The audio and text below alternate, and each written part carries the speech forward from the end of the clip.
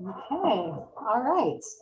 So again, I want to share that we're doing a webinar series. I also want to put in the chat box, we have a hashtag. It's called hashtag Form AZ 2020. The idea is that we are working on education and sharing resources with our community in Arizona. Arizona APSE's mission is to promote employment first principles and making employment one of the expected outcomes for youth and adults with disabilities. And this was a perfect, I think, topic that relates to what we're all trying to do or what we're all learning about. And again, the purpose of this series is to provide awareness and education on strategies used to promote best practices, positive outcomes through competitive and integrated employment. And again, we're hoping that everybody enjoys our presentation. I'm going to give it a little bit of a background for about Nicholas Love, and then we'll talk a little bit about some of the rules that or guidelines that we have in place for today's presentation. So Nicholas Love is a national speaker. I don't know if anyone here has seen Nicholas, but his presentations are quite dynamic and very informative. So he's a national speaker and advocate for diversity and disability social justice with nearly 2 decades of experience in competitive integrated employment. Yay! In his career, he has created and managed several projects that serve people with disabilities, including a statewide WIPA benefits program, an employment network, and numerous demonstration projects to improve employment outcomes and economic well-being for people with disabilities. Nicholas focuses on systems, policies, and tools for optimizing full community inclusion for people with disabilities. WID is the creator of Disability Benefits 101, which provides real-time information and benefit estimator tools on national and state public benefits to assist people with disabilities in informed career planning. Whew, amazing. We will be sharing the information, the PowerPoint, probably in July. The recording will be up on our YouTube channel. Arizona APSE has a YouTube channel as well. Some of our guidelines is that please keep yourself muted. And also questions are going to be okay throughout the presentation, but if some of the questions require time, Nicholas may direct you guys to put it in the chat and we'll address it at the end of the webinar. A couple other things is if you are an APSE member, you get continued education credits for this presentation. So all you have to do is shoot me an email and I will pop my email in the chat box for everybody so you can get your continued credits. So without further ado, unless there are quick questions, I would like to introduce Mr. Nicholas Love. Thank you, Vanessa. All right, I'm going to go ahead and share my screen real quick and get the PowerPoint up for you and get us started. All right. If you have questions along the way, please put them in the chat box and try to address them. But most likely I'm going to answer them for you along this process. So you're in Social Security. You can work. DB 101 will show you how. My name is Nicholas Love. I'm a director at the World Institute on Disability. We are one of the first disability organizations founded by and continually led by people with disabilities. We are the creators of Disability Benefits 101, DB 101. You're going to hear about this tool that's going to help you get all the information you need to help support informed decision-making around employment. So let's get into it. My disclaimer. I can only offer broad information during this presentation. I cannot get into any specific questions. I will, though, provide you the resources to find someone who can help you with your specific question. So general information on this. Also, Social Security changes information on an annual basis. So all numbers in this presentation are 2021 figures. You're going to be able to get all the individual help you need by accessing Arizona DB 101 at www.az.db101.org. And if someone would put that in the chat, I'd appreciate that. So Social Security basics. Social Security is extremely confusing, and there's a lot of myths about it. What I want to start with is the definition of disability. Because most people believe that just because one has a disability, they automatically can get benefits. And that's actually not true. I'm going to start with the definition of how Social Security defines a disability for someone under the age of 18. For someone under the age of 18, they look at the physical or mental impairment, which causes a severe functional limitation that's expected to last 12 months or longer or result in death. Now, when someone applies for Social Security, the first thing they look at have they worked in the past and how many work credits do they have? So what is their work history? Now, because young people haven't worked, what happens is they're going to be providing them SSI, supplemental security income. And because they haven't worked, and SSI is based on the financial need for food and shelter, and parents and guardians should be paying for food and shelter for young people. When someone is under the age of 18, Social Security looks at the parent or guardian's income and resources to determine if they're going to be found disabled according to Social Security. So it's not necessarily just about the functionality, it's about the resources and income limits of the parent or guardian.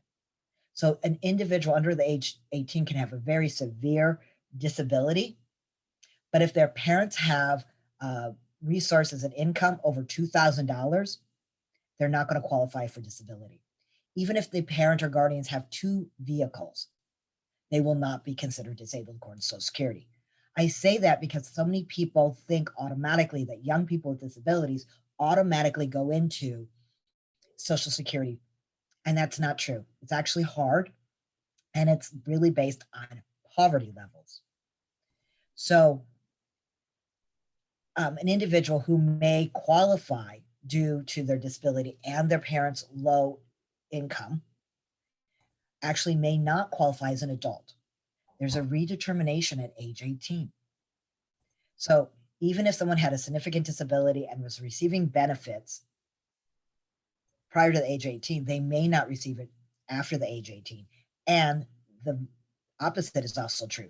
If someone did not receive benefits because their parents or guardian's income was rather higher than the level that Social Security looks at, they may qualify as an adult, because once you turn 18, the definition changes slightly. And no matter, even if the individual still lives with their parents or guardian, it's going to be an adult determination at this age. So if someone over the age of 18 is considered disabled according to Social Security if they have a severe mental or physical impairment that causes severe functional limitations that's expected to last 12 months or longer, result in death, that prevents the person from any substantial gainful activity, or SGA. Substantial gainful activity is a dollar amount that Social Security has determined to be a living wage. And by the way, 1% above the federal poverty level. So it's really not the wage we want people living at. But what people look at for above the age of 18 is their earning potential. It prevents a person from any substantial gainful activity. That means that their earnings are above this dollar amount. And I'm not going to put the dollar amount in because I don't want people to fixate on the dollar amount. Because if you fixate on the dollar amount, you will then try to stay within that range. And if you do, you're still continuing to live in poverty. And while this is an employment first and we want people to go to work, the main point of employment is to move people out of poverty and into the life they really want and deserve. So we don't want people attached to a substantial gainful activity dollar amount, because that's going to keep them in poverty, and we don't want that. I say this all to let you know that it's not about the disability. It's about money. It's about earning potential. It doesn't matter if the person's working. It doesn't matter if the person wants the job, if the job's available. If they have the ability to work at substantial gainful activity, they will not qualify for disability according to Social Security. Here's your good and bad news. Arizona has a high minimum wage. Awesome. We have a higher minimum wage than the national average. The national minimum wage is $7.25. Arizona's minimum wage is $12.15. So we have a very high minimum wage according to standards. Which means we can earn more, which means we're going to earn above substantial gainful activity much easier than someone else. So there's your good and bad news. I share that just so people doesn't automatically believe disability equals Social Security disability benefits. And individuals who receive Social Security benefits, particularly SSI, supplemental security income, there's only 1% of those individuals will ever leave the Social Security rolls due to employment. So we want people not to get stuck in this cycle. So if you have the opportunity to be able to go directly into work without going into benefits, highly recommend it. If you need benefits, no harm. That's what they're there for, is to support people to move forward. So let's talk about what are these benefits. So there are two different Social Security benefits. There's SSI and SSDI. SSI is supplemental security income. It supplements the income individuals don't have for food and shelter. It's for people with little or no work experience who have low income and low resources. It's based on the financial need of the individual. And when an individual receives SSI, they receive Medicaid, or in Arizona, we call it access. So think of it this way.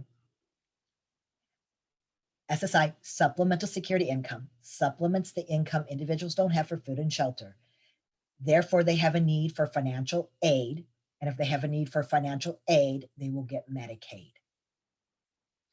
There's another program which is called SSDI, Social Security Disability Insurance.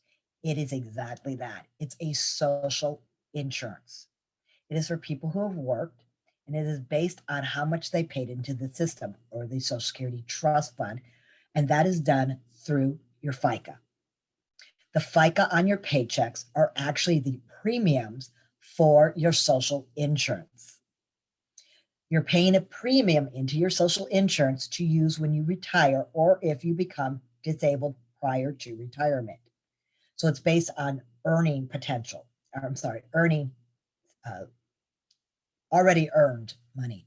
It can be based on earnings of the individual as well as a retired or deceased parent or spouse. So some people might receive SSDI based on someone else's work history. When someone receives SSDI, they receive Medicare. So Social Security Disability Insurance is a social insurance. People have paid into social insurance through their FICA because they've paid into with their fair share. Social Security don't care. You get Medicare, and there's no resource limits because it's your money. Those are the two different programs in a very short little nutshell. We're going to focus mostly on SSI, supplemental security income, because that's really the majority of people that we're addressing. If you want more on SSDI, you're going to also get that through Arizona DB 101. So let's talk about SSI basics. So SSI, supplemental security income, has a maximum monthly payment of $794 for an individual. $794 is 26% below the federal poverty level.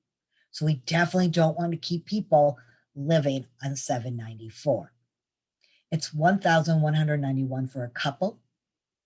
You can see that's not even double. They believe two can live cheaper than just one. I don't see that's true. So we want to help move people out of being reliant on SSI cash benefits. You receive SSI, you have a resource limit because you have a financial need. Your resource limit has to be $2,000 for an individual, $3,000 for a couple. That means those resource limits, anything that can be exchanged for food and shelter. So any money in the bank, any equipment, any, savings or any type, you can't have. So you can't actually move out of poverty because you're kept in those resource limits. I'm going to show you how to get beyond those resource limits even. And again, you get your Medicaid, your access. Your SSI Medicaid, your access continues as long as you're SSI eligible. Now, if you go to work on SSI, and I'm going to explain this a little bit more in the next slide, your monthly income from your checks will actually decrease. So your SSI check will decrease by going to work. Eventually, that check will go to zero. Just because that check goes to zero doesn't mean you're no longer eligible, right? So eligibility is not connected to the check. It's connected to eligibility. Do you still meet the criteria due to your disability? So your SSI Medicaid continues as long as you're SSI eligible. And your eligibility for your SSI minors, again, is based on the parent's income and resources. Individuals usually have more money going to work. If someone is an individual on SSI without any dependents, they will have more money going to work. Guarantee, the math is on their side. So individuals going to work always have more money. So people are concerned about losing their SSI check when in fact going to work actually increases their earnings. You're going to learn more about this at azdb101.org. So what is this DB101 that I'm talking about? Disability Benefits 101, DB101, is a state-specific, user-friendly online tool that helps work through the myth and confusion of Social Security, healthcare benefits, employment, and a lot more. Arizona is very fortunate to be one of 10 states that have DB101. So one of 10 states that have this tool that's going to actually help you understand this complexity of a lot of confusing systems. DB101 gives you accurate information and resources 24/7, 365. There is no need for you to go find an expert or be an expert, right? The information is there for you. 2 in the morning, a little concerned about what's going to happen, get a little panicky, DB101 is there for you. And it's easy to use. It's very easy to navigate. It has a ton of information to empower individuals with disability and their circle of supports, including providers. And it's there to ease the fear. I can let you know that in Arizona, providers are being educated on a regular basis on how to use DB101 to support individuals in going to work and understanding benefits. But it doesn't have to be just about a system. It's available to absolutely anyone with internet access. So you have the website address there again, az.db101.org. It is fully mobile responsive, can be used on any mobile device, and answers a wealth of information. We're going to go directly into the tool towards the end of the presentation, where I'm going to show you where all the information I provide you is right there. So DB101, disability benefits. Name can be very misleading. DB101 is way more than just benefits. It has information about key programs, your SSI, SSDI, food stamps, HUD housing, all different types of programs to help individuals with disabilities live a fully inclusive and financially empowered life. And every time we talk about a program, we're going to talk about the eligibility of it and link you directly to the applications. So you can apply and start those processes right there on DB101. DB101 has a ton of information about employment supports and resources, which is what we're really focusing on here with APSE, is employment first. We want to get people to work. There's a ton of information about healthcare options, information on education, not only on going to school, but what kind of education, college versus university, how to get scholarships, how to fill out Pell Grants, how to even talk about any of the financial issues that go along with education, how to use a disability resource center, tons of information on education. We also have a lot of information on trust funds. So providing that information on trust funds is very helpful. We know that lawyers can charge a lot of money for trust funds advice. You can get some basic information so that you know exactly what kind of trust fund you want before you go to a lawyer to set it up, therefore saving you tons of money. And we want to help with asset building. And I know a lot of people think, well, I can't save money. I don't have any money. It's actually those living in poverty and on benefits who need to be saving money. So we're going to show you resources to do that and programs that actually help you save and build money like an ABLE account. And we're going to be talking about an ABLE account and how important they are to help individuals save money and go beyond that $2,000 resource limit. And throughout DB 101, we follow an independent living philosophy, which is nothing about us without us. Us with disabilities are guiding all this information. So the World Institute of Disability, WID, where I work, and the founders of DB 101 are, were founded by the founders of independent living philosophy. So everything we do is about the empowerment of individuals to live the life they choose, how they choose. Independent living isn't alone. It is having rights, opinions, and decisions that are yours to help you guide the way you want to live your life. DB 101 also has youth and parent information. So several articles specifically for young people to help understand your own disability, help move into adulthood, as well as parent information to help understand and support your child moving into adulthood and making sure we have a cohesive employment plan where everyone's on the same page. And throughout DB 101, there are links and resources, organizations, and programs, just a ton of them. So it's a really helpful program. So let's get in some of this information that's out there. So believe reality is not myth. So we're going to cover 3 myths: that your disability benefits will stop because you get a job, you can't work because you have a disability, and employers won't hire you because of a disability. These are 3 of the top myths that are out there, and we're going to crush them today. So myth 1, your disability benefits will stop because you get a job. Not true. A job and SSI equal more money overall. Getting a job doesn't mean your SSI benefits stop. SSI counts only half of what people earn. So Social Security is not going to count everything. They're only going to count about half of your earnings. That's what we call a 2-for-1 reduction. I don't like the word reduction. So I say it this way: for every $2 you earn, you get to keep $1 of your SSI cash benefits. So for every $2 you earn, you can keep 1. Eventually, your check will go to 0 because your earnings have increased. By the time your check goes to 0, you're making twice as much money, which is why you're always better off going to work. And you'll stay connected to your access because you're still eligible for SSI, even though your cash check is 0. There are also work incentives rules that our Social Security has to support employment.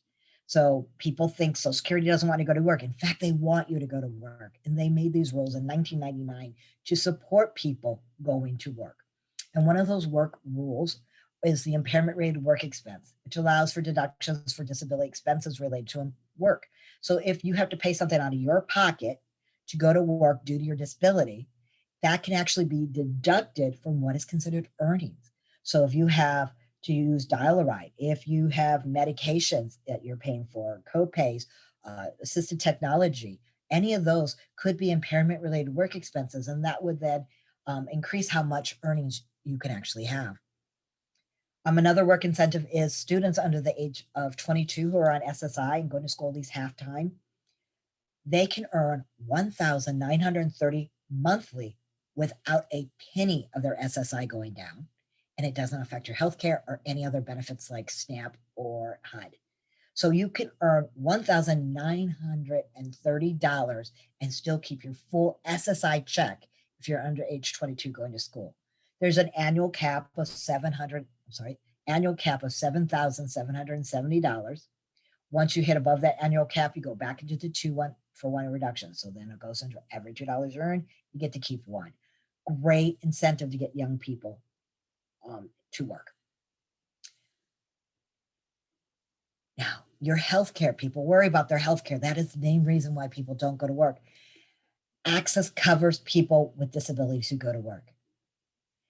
Access will continue even when you're working. If your cash benefits go to 0 due to work, that 2-for-1 reduction, go to work, your access will continue within an annual limit. So access has an annual limit of earnings. But if you go over those earnings, you can qualify for what's called access freedom to work. Access freedom to work is a Medicaid buy-in. So you can buy into Medicaid for no more than $35 a month. Some people will not even have a monthly premium. This is for people on SSI and SSDI. So individuals have been told, unfortunately, by experts that if they're on all techs, particularly in the DD system, that they can't work or they have to reduce their hours because they earn too much money and they're going to lose their access. Totally false. Those individuals are qualified for access freedom to work and can earn. And in fact, you can earn over $65,000 a year and buy into Medicaid for no more than $35. Again, this is for people on SSI and SSDI. You can have your private healthcare coverage through your employer. You can have that along with your access. And of course, you can also have healthcare.gov, Affordable Care Act. So there's always ways to help. So in Arizona, going to work and losing healthcare is not an issue. Now, we talked about those resource limits, keeping people down in poverty. There are ways for people on SSI to actually help save. So not all your resources count against the resource limit. So there are certain resources that Social Security will not count. Long list of them, they'll be in DB 101. You can link to those lists. But you can also create what's called Plan for Achieving Self-Support, or a PASS plan. That allows you to put income or resources to set aside to achieve a specific work or educational goal that won't fit your benefits. So your whole purpose is like creating this account, this PASS plan, setting that money aside to help you work off your SSI. So it could be for going to school. It could be for getting assisted technology.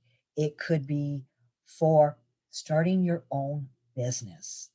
So you can set aside money, won't be considered a resource or income, and be able to move forward. You also have Achieving a Better Life Experience. This is the ABLE account. An ABLE account allows individuals to have up to $100,000 in a special tax-exempt savings account and have it not affect any of their benefits. You must have a disability onset before the age of 26 to be able to have an ABLE account. That doesn't mean it's only for young people. If you are 50 years old, yet you have a disability onset before the age of 26, you can still use an ABLE account. It's just the onset, and it's not necessarily diagnosed. So say if an individual is diagnosed at 40 with schizophrenia, and let's say they've been in jail, they were in juvenile systems, they had problems in school, we could go back and show that the disability onset happened before age 26 and just wasn't diagnosed until after. So it's disability onset. Again, this is not going to affect any SSI, Medicaid, any public benefits. And if you don't receive any SSI or SSDI benefits, you can actually self-certify your disability. DB 101 will tell you how to do that. And then again, there's assets within certain trust funds are not counted for resources. And if you have access free to work, there are no resource limits. So let's bust that myth with DB 101. You're going to get this PowerPoint, as Vanessa said. You have links to, and I'm going to go into each of these sections to help you pay for your basic needs, maintain your health care, saving money while working, and getting past those myths. And I'm going to show you each one of these areas when we go into DB 101. So let's go into the second myth right now. The second myth is you can't work because of a disability. Well, I have a disability and I'm working right this moment. So not true. What we want to do is we want to help people uncover the gifts and the possibilities. There is a Native American belief structure that every human being comes to this planet with a gift. Everyone has one. It's incredible. And we need to see the possibilities of these gifts and these possibilities people have. We need to see past the limitations. When we talk about disabilities, that dis part is always the focus, what people can't do. Well, in fact, people with disabilities can we can do anything we want with the right resources and support. So let's look past those limitations and look at the possibilities because they're there. We need to focus on the can, not the cannot. Because every person is born with skills and gifts. And just because it's not obvious to you doesn't mean it doesn't exist. It means we need to look differently. We need to shift our view. We need to ask more questions. We need to think outside the box and be creative and explore. People can do a lot with the right resources, supports, and those supports include the fact that people believe in you. So that is a key part of going to work with a disability, is that you believe you can do it and those around you believe you can do it, because you can. And if you have the challenges, then we just find the right resources to address those challenges. Everyone has challenges. So possibility thinking, always thinking of the possibility and not the challenge, not focusing on the negative. Disabilities, in fact, is not our disability. I am a person with a disability, but if society was different, I wouldn't have a disability. So let's talk about somebody perhaps maybe who uses, let me explain this a little differently, someone who uses a wheelchair. If I'm using a wheelchair, or when I'm using my wheelchair, I should say, I have independence. I can go wherever I want to go. My mobility issue isn't there. You put 5 steps in front of me, though, in the wheelchair, and now I have a disability. I didn't change. Society and my environment changed. So that causes a disability. So thinking about employment differently is thinking about how to do things differently than how it's been in the past, or removing those obstacles. And in fact, those who think differently are those who change the world and make it a better place. Right? If you think about being innovative, people with disabilities, we have to think differently all the time. We have to be resilient. We have to be able to change things on a dime. And that allows us to have incredible resources and gifts to offer. So I love this quote by Buckminster Fuller: everyone is a genius in the right content. Right? So let everybody's genius shine. And we want to think just beyond a job and think about the life. People going to work, getting a job. Yes, we want money. Money is important, but it's not just about getting paid. It's about what happens when we're paid. Going to work causes empowerment. It allows us to have purpose. It gives us self-worth. It allows us to be part of the community. All of us in the last year have learned what it means to be excluded from a community. The pandemic has isolated us. And therefore, I'm hoping a lot of lessons were learned about the inclusion and exclusion of people with disabilities, because that's our life on a regular basis. Many of us are excluded from community. And I'm hoping that eye-opening moment of the pandemic allowed us to see the importance of community inclusion, allowing us to be part of our life, to be able to make those relationships and connect. That's what comes through a job. Most relationships we have in our life come from those of our coworkers first. When we think about work, it's not about going to work. People don't want to go to work. People want the benefits of going to work. And in our society, we are a capitalistic society. You cannot have what you want if you don't have money. You cannot live the way you want, eat the way you want, and even socialize the way you want without funds, without that money up front. So getting a job actually helps you create a better life. And being on Social Security actually gives you an opportunity to dream more, because you have additional resources. You have the ability to save money. You have the ability to get resources to help you move into the life you truly want. When we're thinking about going to work, don't focus on what you just know. What we know is very limited in our life. Investigate, right? Self-discovery of who you are and what kind of careers are out there that match your gifts. And what then accommodations and assistive technology you need to acquire that. And I'm going to take you into DB 101 in a particular section that I particularly like, that's going to really talk about self-discovery, career opportunity, and those accommodations and resources. Don't just think, okay, that's a mile away and transportation can get me there. think about what you really want. Start with the dream and work backwards. So don't just be like, oh, well, I can work at the grocery store. You could if that's how your dream is. You also could do a lot of other things. So think about what you really want. There are wonderful supports in Arizona. This is just a small list. I'm going to take you in DB 101, give you a full list of how to connect to these provider services, vocational rehab, one-stops and job centers, Goodwill. You know, you don't always have to be connected to a system to be able to get the resources. So that's great, right? So job centers, Goodwill, volunteerism, AmeriCorps, all of these things are opportunities. You don't have to be connected to anything. Arizona Job Connections is a great way to connect to work. Arizona at Work is a great way to find work and resources. All of this is available without having to wait for someone in the system to tell you go. So if you need resources in the system, wonderful, we're there to support you, but you don't have to be relying on a case manager to tell you that you can go to work and what you should do. So let's bust that myth, right? Can't work because you have a disability? No, believe in yourself and you can. So we're going to talk about how independent living doesn't mean by yourself, the different work supports and guidance, work possibilities and accommodations. So all these links will get you directly into DB 101 to answer those questions.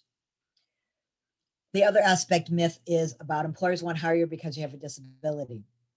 Okay, I'm going to be honest with you. Employers are not going to hire you because of a disability. The days of charity are gone. They're going to hire you because you have the skills and passions they need. So think differently about employment.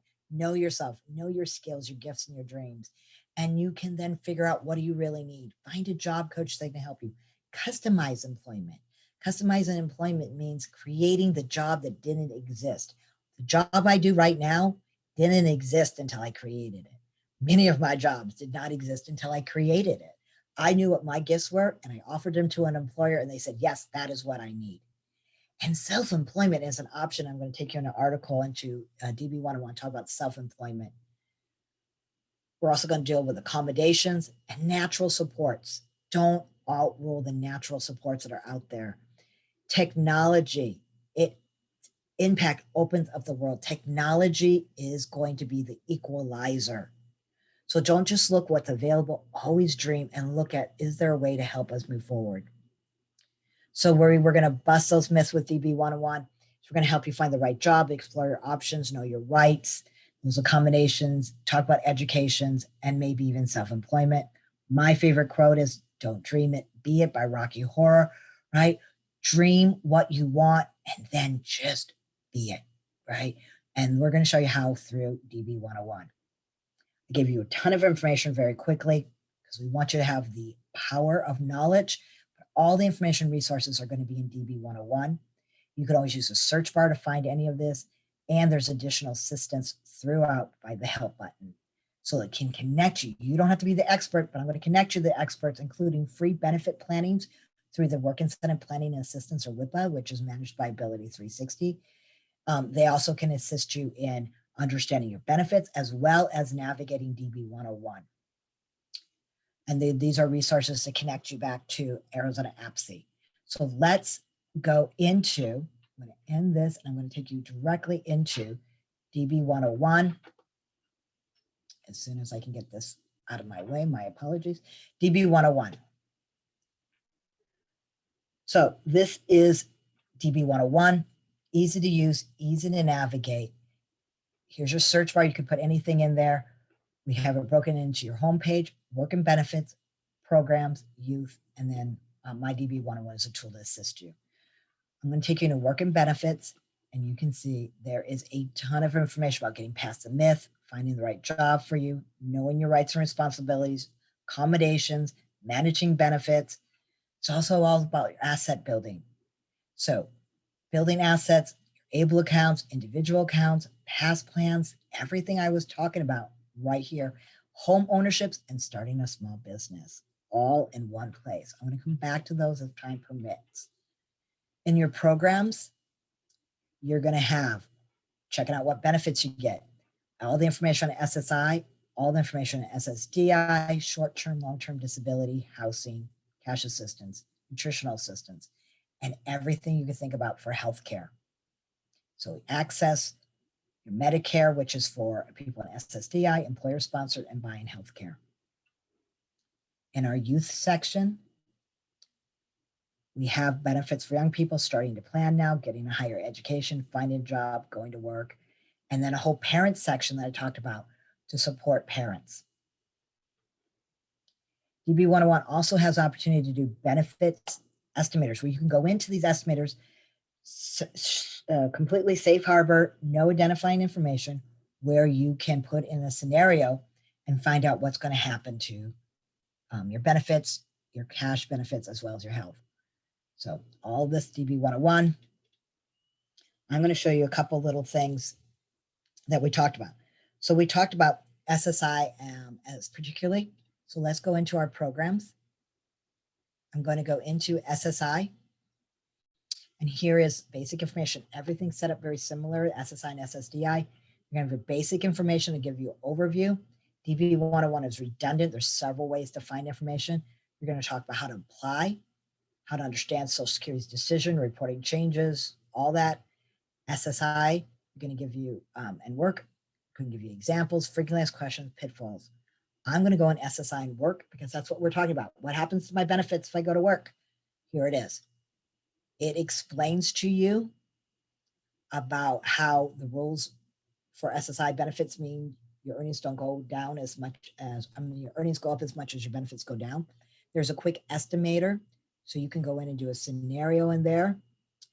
Not all your expenses accounted. Remember, I told you only part of your resources. Parent-related work expenses, what are those? We talked about how you pay out of your pocket. It explains them.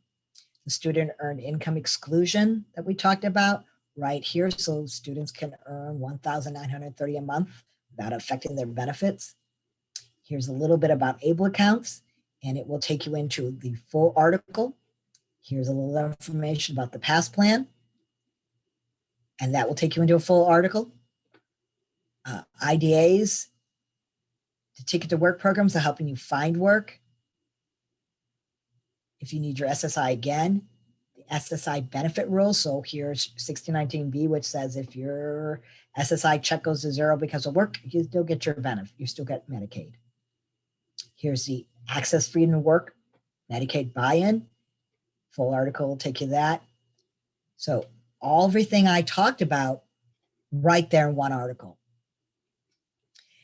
Taking us back into programs, you also have the same thing in SSDI, exactly set up the same way. Back into my programs, because that's what I'm focusing on. We talked about finding the right healthcare for you.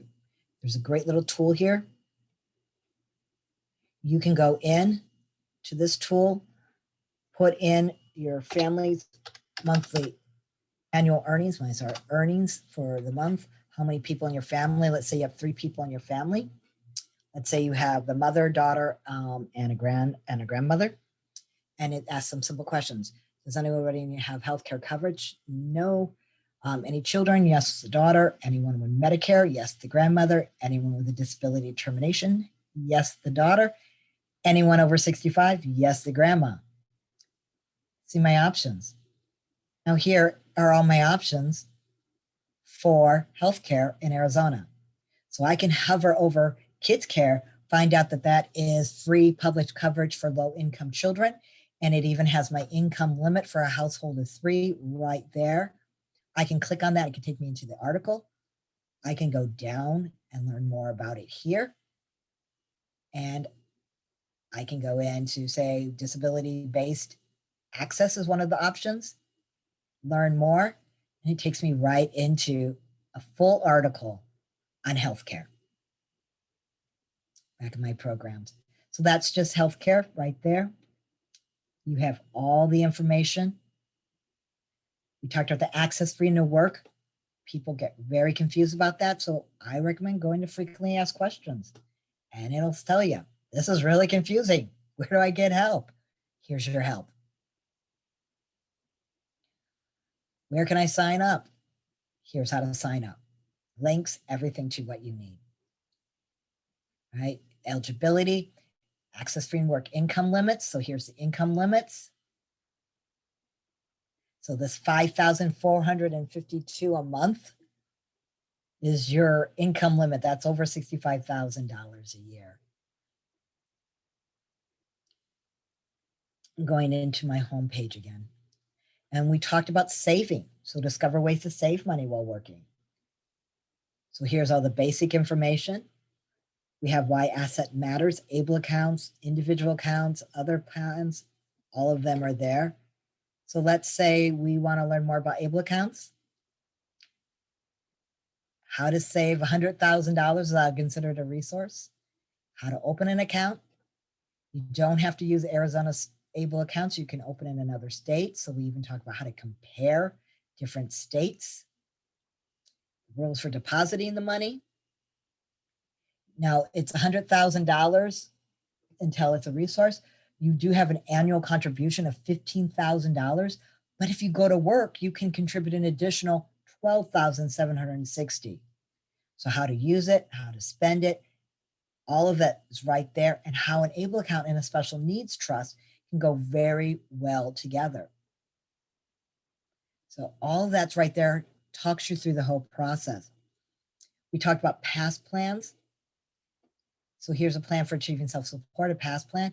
It talks about how to set it up. It gives you examples, how to apply, everything you need, the assistance, all of that in one place, very easy to find. Trust funds. Here's everything about trust funds. So those are some of the things we worked on. The other aspects we talked about were some of I can't work.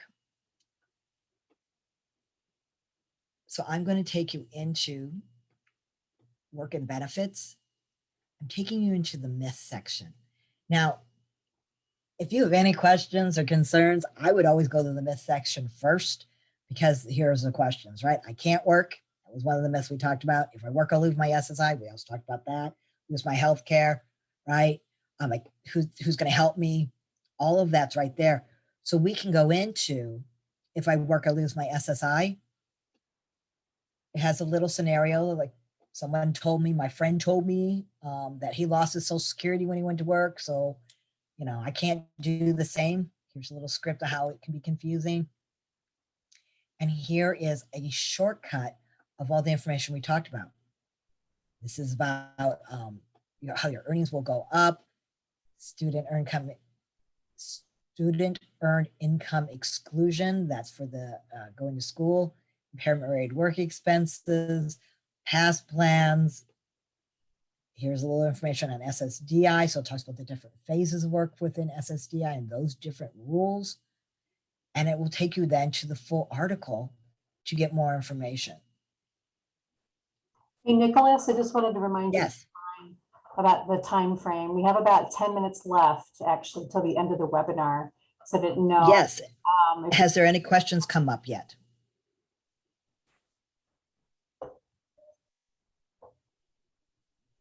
We put a lot of stuff in the chat box.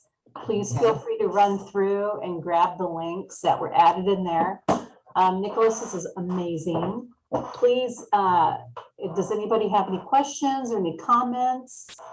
Now is a good time. While they are typing in those questions, or feeling free to unmute yourself if possible, if you cannot write into the chat box. I'm going to show you one more thing while we're doing this. I am in work and benefits, finding the right job. So when we talk about the dreams, here's what we're talking about. Finding the right job for you, exploring your options, building your skills. Finding the right job for you will take through personal inventory to talk about what are your interests and your dreams and where you want to move, how those relate to other jobs that are out there, what are reasonable accommodations, and finding the careers that match your strength and interest, and even looking at the potential growth of those jobs. Back into that home and work, here's about knowing your job accommodations are all right there for you. And I want to show you in the young people section about getting a higher education, including funding your application, the application process. Everything you need is right there. Are there questions that came up? I am not seeing anything in the chat. Okay. And that could be, it's because you did such an awesome job. I talk fast, but I hopefully you get what you need during that. And there's, And this is recorded. We can come back and listen to what I said. yeah. So one of the things, while I'm in the young person section, Mhm. we talked about independent living philosophy. So I'm in starting now. This is good not only for young people, but for anyone who's moving into independence. You can be 30 years old and not have the experience of living independently or even what that means. So this is talking about how to understand yourself, your family, your friends, your responsibilities. So understanding yourself, we can even have a little disability worksheet to help you. How do you feel about your disability? And talking about what does it mean for independent livings, including connecting you to independent living centers and the Ed Roberts independent living movement. So really that is really helpful to help people understand their empowerment. And then we also, again, have the whole parent section of how work is possible and how to make sure everybody's working on the same plan. It's a wonderful website. There are so many resources on it. I would highly recommend that everybody jump in there and check it out, or, feel free to, if you have any questions, you're always welcome to reach out to us. I was going to state that, the Association of People Supporting Employment First, APSE, is a national movement. There are chapters all over the United States. Arizona has one, Arizona APSE, that's who we are. And real quickly, if it's okay, Nicholas, I just wanted to kind of show the webinar series, unless there's anything else you'd like to add. I would like to show one last thing, and then I'm going to stop talking. Because I gave you all the resources, I want to also tell you where you're going to find that support. So right here on the front page, find programs that help you find work. Here's how to connect to your ticket to work, work incentives, vocational rehab, one stops all of them in one place. And throughout this, we've had a circle following us. That is how to connect to your free benefit counselors who will be able to provide you accurate information about your particular scenario. They also can help you navigate through DB 101. Go ahead, Vanessa. Would you like me to stop sharing? Hey. Yeah, that's okay. As soon as you get it. I stopped sharing, you're in. Awesome. Thank you again, Nicholas. That was amazing, as usual.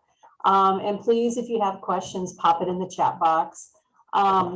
I guess just continuing on in with the vein of talking about APSE, our chapter is sort of getting itself ready to be kind of at the forefront of providing resources and information about how to access employment, equitable employment opportunities. We would love to share continued information on how to become a member. So I'm just going to share my screen really quickly. First, here is our webinar series. We are trying to fit in 1 to 2 webinars per month. Next month, we have vocational rehabilitation, a pathway to employment. So we're going to have VR coming in and talking about all the services they have and how to access the services through vocational rehabilitation and how it works.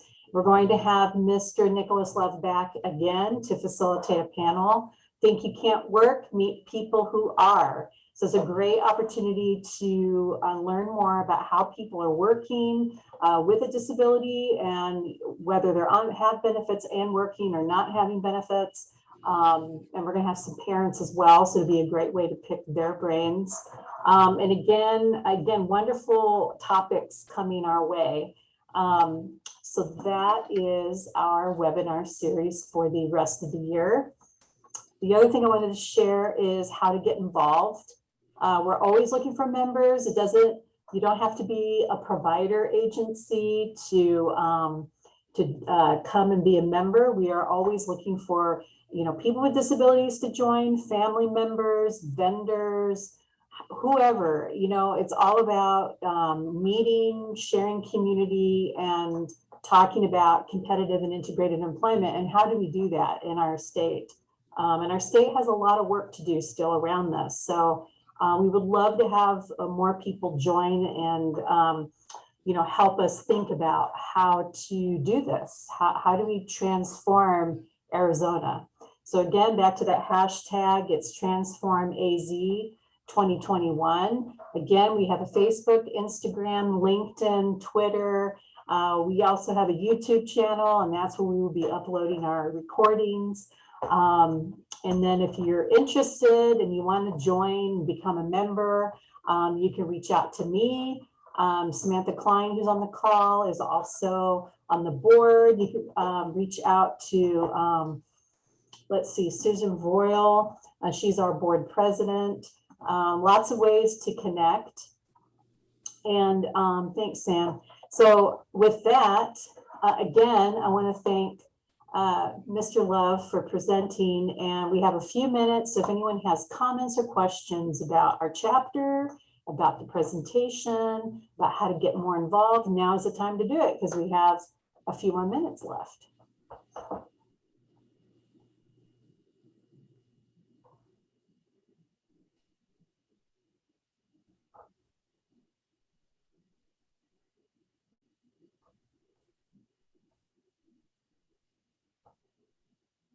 All right, you guys are a chatty crowd, I'll tell you. I don't know, maybe we all need to get our caffeine on, but please come join us. There's going to be some amazing topics, and thank you all for joining in. And again, if you have questions, feel free to reach out. And without further ado, we're going to wrap things up. And again, PowerPoint will be shared. Recording will be on YouTube. And thank you again, everybody.